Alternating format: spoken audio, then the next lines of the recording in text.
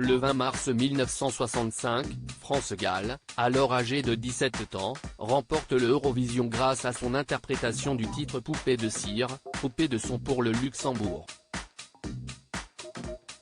La chanteuse appelle donc Claude François, son compagnon de l'époque, pour l'informer de sa victoire.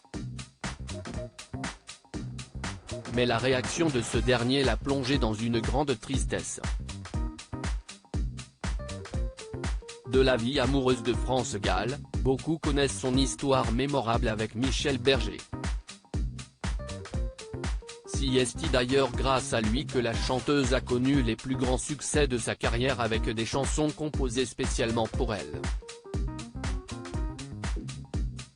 Il jouait du piano debout, Résiste, Des branches, Diego libre dans sa tête, et là elle là, Viens, Je t'emmène ou encore évidemment, tous ces titres ont permis à France-Galles de laisser son empreinte dans le monde de la musique.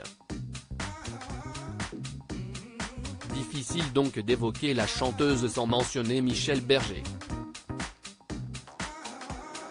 Pourtant, ce dernier n'est pas la seule star que la mère de Raphaël Hamburger a fréquentée. En 1965, l'année où elle est choisie pour représenter le Luxembourg au concours Eurovision de la chanson, elle entretient d'ailleurs une relation passionnelle avec Claude François.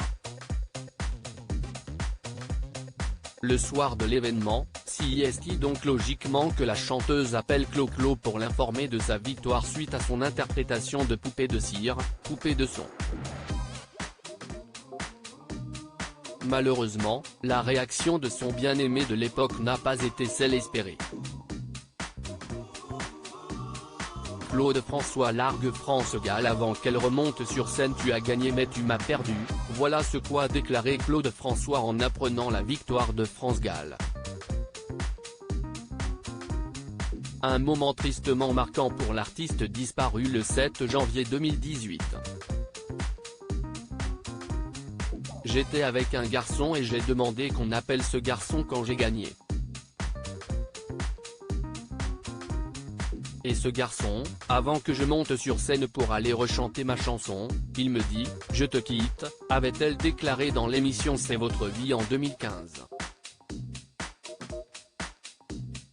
Malgré tout, la chanteuse a tout de même dû remonter sur scène pour interpréter une nouvelle fois le titre de la victoire face au public. On me pousse sur scène et on voit que j'ai plein de larmes mais ça n'a rien à voir avec le fait que j'ai gagné, avait-elle ajouté. Dire qu'à l'époque, tout le monde pensait que c'était des larmes de joie.